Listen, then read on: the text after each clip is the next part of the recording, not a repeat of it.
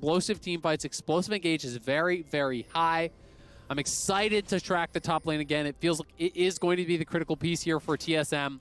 If you lose 2 times in a row on red side, counterpicking top, you've got to abandon ship on your strategy. You've got to try something different. So TSM feels pretty all in doing this for a second straight game. Okay. Faith in Huni it shall be for TSM.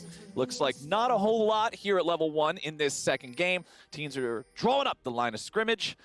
Okay. Santorin walking a little bit further in here. Huni knows he doesn't want to deal with this 2v1 situation, so he'll back away. They will be able to drop the ward down there with the tri-brush, but no closer. So we're not going to see any vision from either side so far on the camps.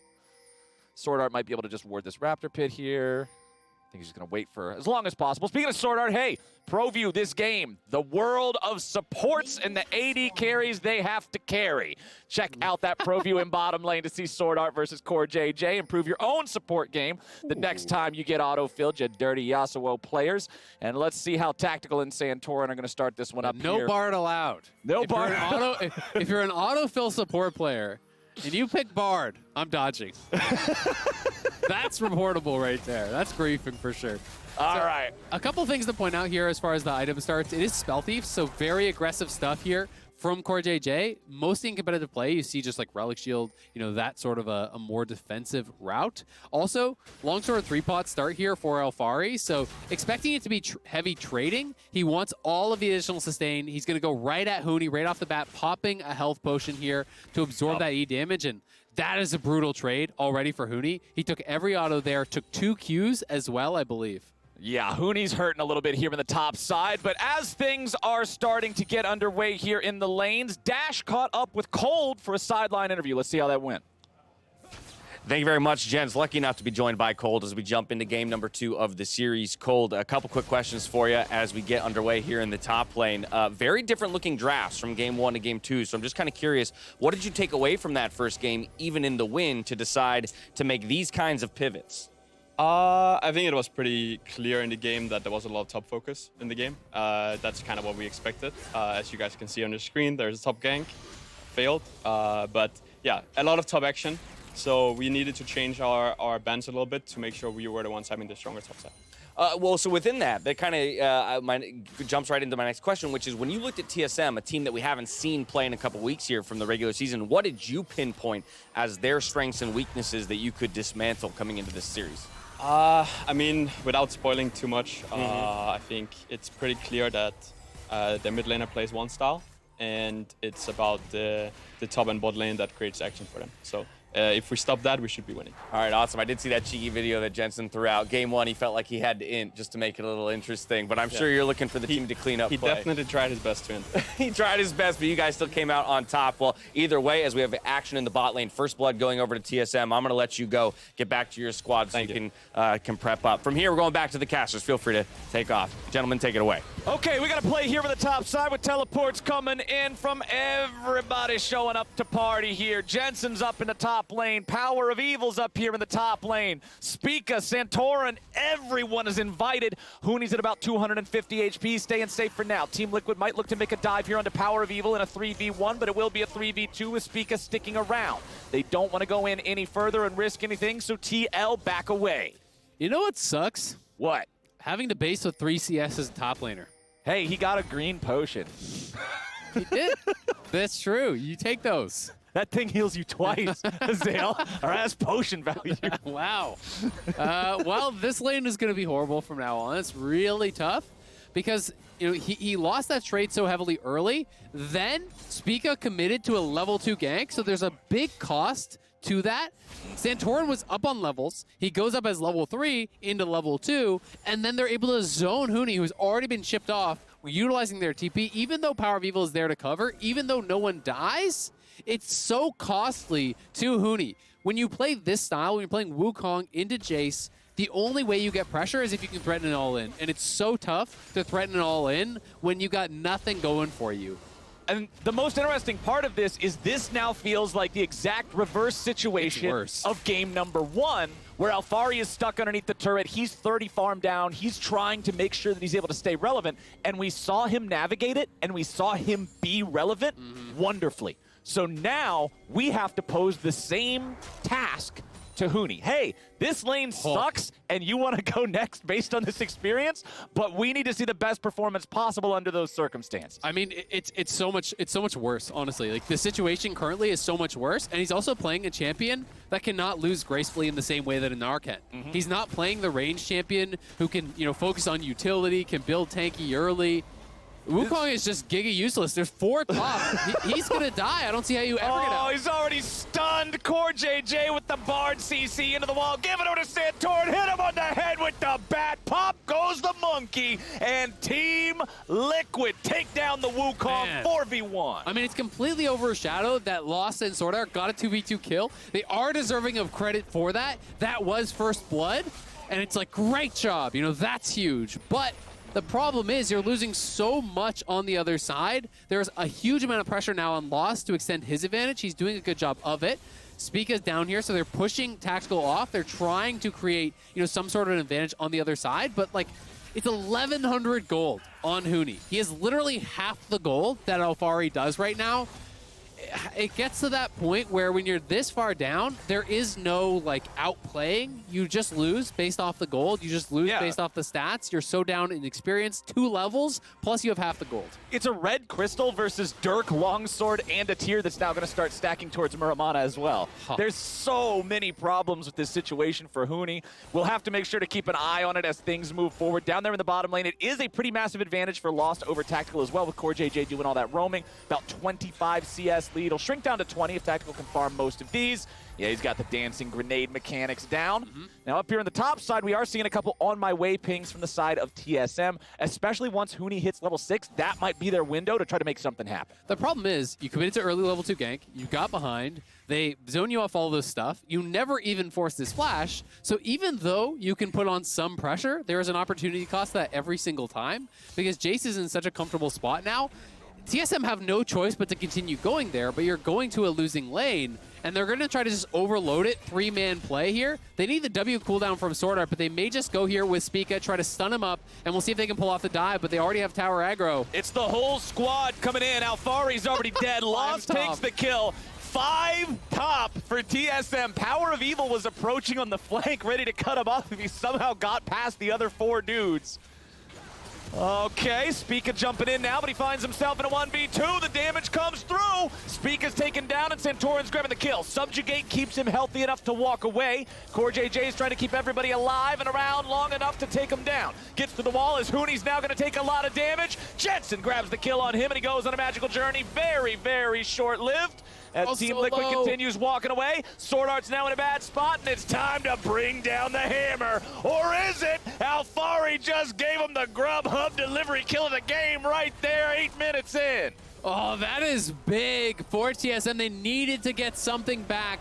They have been destroyed on the bottom side. Jensen in trouble now here, too. Jensen hanging around a while, does not find himself in range of the piercing arrow. Team Liquid with very injured health bars. TSM hanging around to see if they can get another freebie, but they walk away.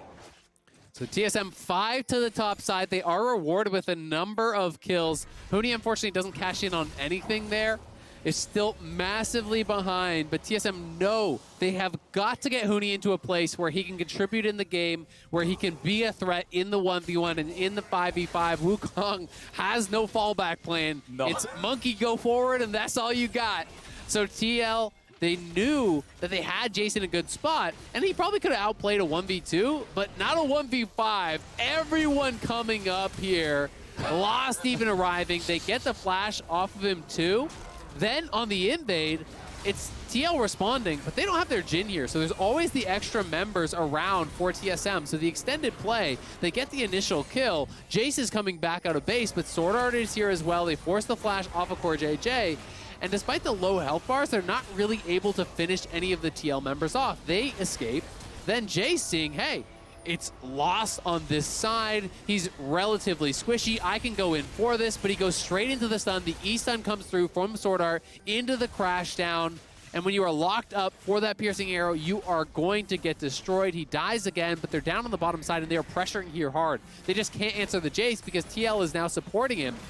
So it's counterplay on that top side with the Rift Herald. Yeah, Rift Herald, you love to have that in these situations, trying to race down the turrets. You can see they've already got this one lower than the one in the bottom lane is, so TSM now both games taking first turret. Team Liquid should be able to respond rather quickly here in the bottom side as Santorin works together with Jensen to keep knocking this thing over. You can see FTX total gold there on the left side of your screen. It is Lost, who is the standout so far with 1,700 gold, higher than the second place rating. Yeah, he's very far up there. Full 1,000 over Santorin. Full 1,000, not 17. I trolled. My bad. It's okay. Counted wrong. It's okay. You know, it's not a big deal. But he is very, very rich here. He is looking good. And we'll see what kind of an advantage he can actually extend, because it's kind of the opposite situation he was in the last time around. You know, he was not having this dominant game on the Ziggs. He is now on the Varus. He's in a position to carry here. He's already got the Muramana. He has a serrated Dirk on top, so he is looking really, really good. We'll just see what he can get done, because so much of the heavy lifting has to be done by him. Since Huni is like a ranged minion. He's nothing right now. He's got 36 CS post 11 minutes. He is just so far down. Yes, he got some of the gold from the tower going down, but he is still going to be incredibly useless and very, very squishy. So it's going to be a long road back here for Huni. They're just hoping they can get a couple of good Cyclone pop-ups onto an immobile target like Tactical, like Jensen, see if they can get some sort of value out of him that way. But he is the same level as Core JJ. There's nothing he can do about this. I would honestly take Core JJ in the 1v1 fight because I think he's got more money still. Now they'll zone Huni away. He has no way to be around any part of this. So instead, he will TP into the bottom lane. He will just decide to support his team however they can, trade these turrets, fine, whatever, anything but here. The problem is, you know, I think he's doing what he can. You can't try to stay there. You'll just die. There's no one on the top side to actually match, right? It's clearly a split map situation. You look at the closest member on TSM, they're down here. Everyone from TSM is down on that bottom side, so he will get some plate gold. He will get some tower gold again, but every time the wave is going to crash, TL move multiple members up, and they zone Huni off the wave. So he's just not getting any farm, and all the experience he's getting is shared. So that is the biggest problem, but TSM now trying to make a play here. Two members are top. TSM going for the dive. First Cyclone's gonna find the mark, second one does the same. A lot of turret aggro over onto Spica as Jensen teleports in, but he won't be able to find much of anything. Blast Cone is there to get him away if they need it. Curtain call coming out. Let's see, do we have the snipe? One last shot going through, but Sword Art does a good job body blocking that one. Pressure continues on the tier 2 in the bottom lane, but the tier 2 in the top side was already taken by Santorin. Man, this is such a wacky game. This is not one of those game states that you get to really practice, where teams are committing so heavily to denying different members from the opponent's team.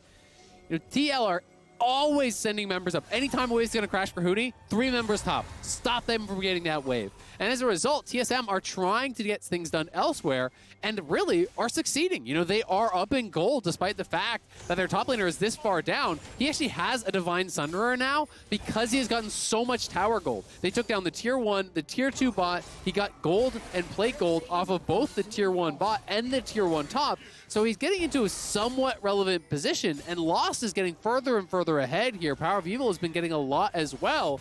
And I like that TSM are just kind of accepting that they can't defend Huni and overloading elsewhere, making aggressive plays happen, making dives happen elsewhere on the map.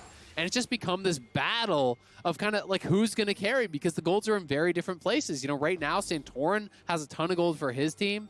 And for TSM, it's very much so about Lost. And Santorin is that bruiser-style Trundle that we talked about a little bit earlier, right? Like the Divine Sunderer gives this champion a lot of potential threat. He immediately goes for the Subjugate into the red smite, into the absolute beatdown. Sword Art is the next target, and Santorin will be continuing the chase. Ooh. He gets chomp after chomp after chomp. The ulti comes through from Core JJ to look to set it up. Now, remember, TSM is still around with Lost and Power of Evil both posing threat. They don't want to chase any further, but Team Liquid earns Drake 2 off of that. Yeah, Jensen lived with 10% HP max from that last Q that hit him from Lost, so narrowly avoids taking him down. With Huni top, though, no TP. They clearly do not want to challenge at this, but a good job by Santorin, finding Spica there in the river, utilizing the pillar to get the pick, just commits the ulti. The follow-through was there from Tactical. And it's just a nice little lockdown combo to take out Spica. and get another kill on the board here for Santorin. And I like how Santorin's not afraid to just immediately go in. He's thinking, all right, yeah, you're not an Aftershock Rel or whatever, but you still ult this target. Xin Zhao's tankiness just comes from being able to block everything outside the circle. The big troll with a baseball bat is inside the circle. You are getting beat over the head, and you have no defenses against it. TSM grouped up as 4 here in the top side river. Looks like they want to contest this blue buff that Alphari is trying to take. Team Liquid bringing in plenty of backup just to try to make sure they can defend their own objectives, their own jungle territory here, as the blue buff will be given away to Jensen. Don't know if we're going to get a fight here. TSM seems mostly interested in the Rift Herald, and Team Liquid isn't moving over to stop them very quickly. Now, though, we are getting those rotations. It's Power of Evil and Tactical clearing out the wave back in the mid lane. Rift Herald still with a ton of HP remaining. CoreJJ does not have the Bard ulti. Santorin just now getting his own ult back. Maybe. That means we might have what we need here. Huni taking some damage here as the curtain call opens up. Rift Herald down to 1,800. Huni still walking away with a 4th shot coming in. Now we got the damage over onto Power of Evil, and the man's already dead. Santorin getting himself away with Sword Art, now going to be focused down by everybody on the side of TL. You got to stun through the flash onto Lost. Speaker's jumping in, looking to somehow kill CoreJJ, but it ain't going to happen. Alphari's ready to go, baby. It is gas, gas, gas. Pedal to the metal for Team Liquid with 4 dead for nothing. TL get everything there. They found Huni on the flank. They destroy him. They even got the Rift Herald. Alphari was able to secure it and pick it up. So bad goes to worse there for TSM, who had been creating a small gold advantage. They decided to commit to this. They want to try to come from multiple angles. Huni's supposed to come here. Power of Evil's going to flank here. But Huni gets found out. He's out of the fight completely. So TL say, all right, let's just go at this one point. One side of the map has already been destroyed. They find Power of Evil. They knock him down. Both your soul laners are already out of there. Then in the middle, this perfect ulti catches Lost and binds him to the Herald right after it with his flash, by the way, because of how the timing on the Bard Q works there. It was perfect from CoreJJ. The tether had already connected before he flashed, so he gets rooted up. He gets taken down. Jace takes the Herald. And that is just a disaster fight for TSM, but so perfectly done and so perfectly managed by TL. I don't care what you said earlier this game. People are playing Bard after this one in solo queue tonight. Damage dealt in the last team fight. A big old donut from Mr. Huni. It did not work out for him. Meanwhile, Alphari is topping the charts. Top diff pretty massive this game. Yes, sir.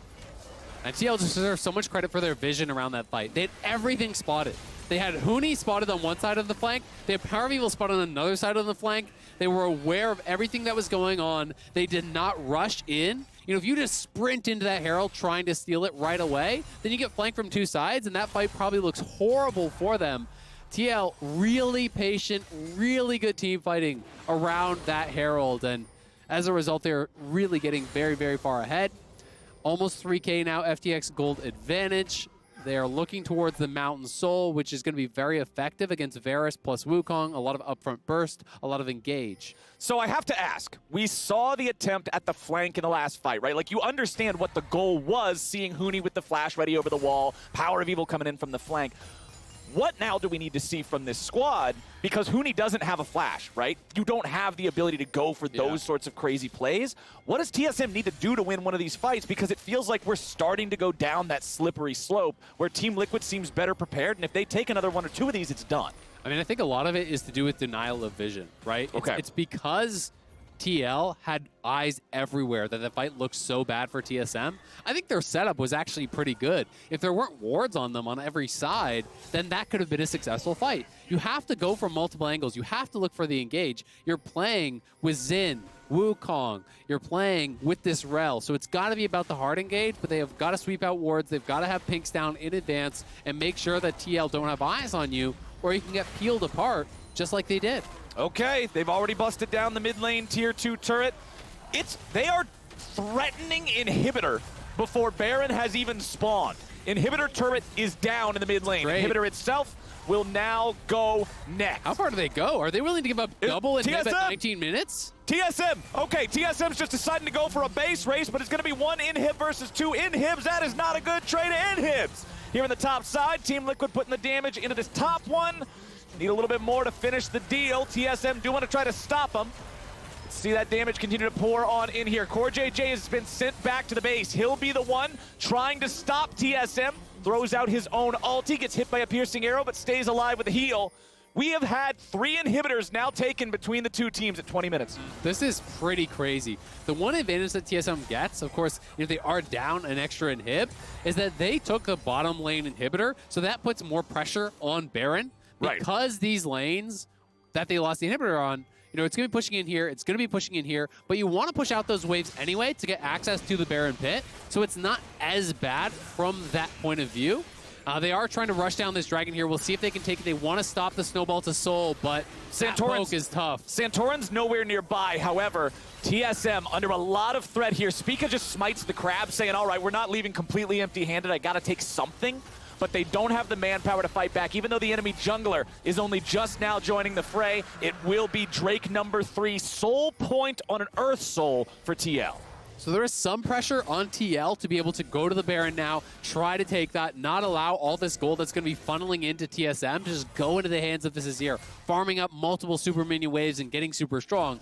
But that said, they are more than far enough ahead to really utilize this advantage. They just need to now get over in this Baron area if they want, try to set up vision around that. Instead, it looks like they want to try to just focus on bot lane. They're taking over vision really in this entire section of the map. They're trying to clear that out, and they're trying to actually use the 2 super minion waves of pressure to just grab a 3rd inhibitor and kind of seal the game potentially. Right. I mean, if you're stuck dealing with double super minions every single wave 22 minutes into the game, that's difficult. There's nothing else for you to be occupying your time with because it's so all-consuming. A teleport into the bottom lane to guarantee that the minion lives long enough to get that tier 2 turret. 8 turrets now, the count for Team Liquid 21 minutes into this game. That's crazy. They'll continue pushing up here. Baron is live on the map. No Drake for another 4 minutes. Team Liquid's push continues. Tactically, it's a little bit of damage, but the curtain call opens up. They will try to force TSM away from their own turret. CoreJJ goes on a magical journey just to make sure he's not caught out by Huni too badly here. Lost eats so much damage there. He's forced back to the fountain. He's forced back to the fountain, and the supers are stacking. Someone's got to answer these waves. And this is the timing. This wave right here is when TL want to push forward and try to take down this tower, because they're going to have to see a response in mid, in top.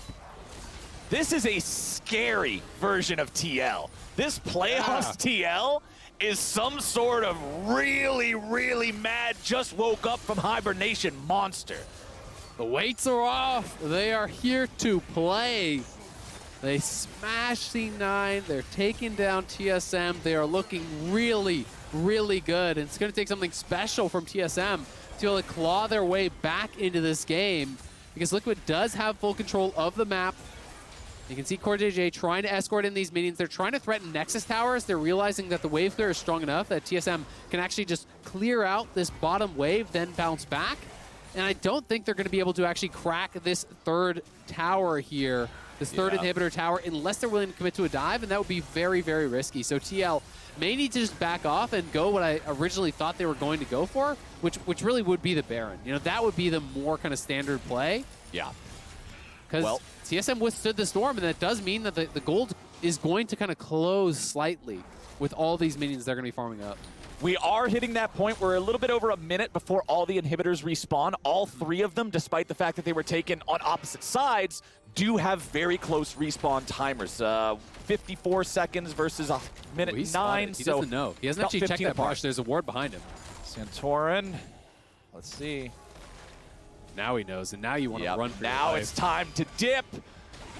TSM with a multi-man collapse. Oh, yes, they he's go for tanky, Baron? but it ain't tanky enough. No. TSM with a pick, but all the pressure back on their base. It's not enough to go for Baron.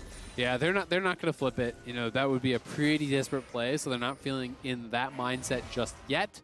But TSM, it's going to be tough, because one of the untold stories about that siege is when you're pressing that hard for that long, you lose all your vision, right? Like, look at this. Yeah. No wards in this quadrant of the map whatsoever. You have such a tough challenge now to get down here, clear out vision in all of these lanes, all of these areas, watching out for potential TP flank wards, and all of these things that you got to deal with. And that soul is going to be available in a minute. Yeah. So TSM have got to move forward, get vision, get ready and fight this, because I don't think that you can really come back against a Mountain Soul given up this early in the game. All that pressure just becomes that much more condensed when it's in such a short time frame. 50 seconds now before the Mountain Soul is on the Rift. Core JJ will continue just throwing out whatever poke he can find. Yeah, that's it, right? Get the primary engage down to the point where he dies instantly once he goes in. Guarantee yourselves a good setup with that. Ooh. Okay. There's some handy hunting fruit right there. Sorter got a lot of health back. It's actually pretty important, but it's still 30 seconds. So they're in the river right now. Hooney's trying to flank from the top. Oh, nicely done there. The root, the damage, the pop. Good night to Lost. And TSM will try to fight back, but it will not matter. Hooney tries to get out, but no, it's more of the same in the whole damn game. Power of Evil's gone. Shut down over to Jensen. I'll tell you what, Azale, they might have just stopped the soul because you don't need it when you can march in and win the game. The Nexus is the better objective, baby. They're going to be going down mid here. Spica trying to escape. They're pushing on all sides. They won't look for the end because the respawn timers are very short. But Jace is going to be able to take this soul. They're pushing in mid. They're pushing in bot. They're going to TP over to the Baron here, and they're going to be starting this up. With Spica dead for 30, it should be theirs. And it feels like that's probably the nail in the coffin here for TSM. Trying to TP to contest, but they don't know that Jace has already got it. Yep, already taken care of. Team Liquid divvying up the jobs, making sure they're not putting too many guys on the Drake. And there it is, Mountain Soul, Baron, big team fight win. Back to back to back, Team Liquid is set up for success. Nearly 8,000 FTX gold advantage there. TL are crushing in this series. Back-to-back games, TSM going to red side, trying to play through top, trying to really make their advantages happen there. In game one, they got a significant lane lead, but couldn't really execute in the team fights to make anything good on that. They had some critical mistakes. So they didn't doubt their strategy. They go right back to it. And this time again, Hooney's trying to come from the top side here in this Honda performance play, looking for the flank. They're trying to come from multiple angles again, but it's preempted by the Core JJ ulti. The fact that Spica gets hit by the ult and Lost doesn't ends up working against Lost because Spica can't block the Jhin ulti shots coming through. The AD goes down. That is their gold advantage. Power of Evil is just getting burst out.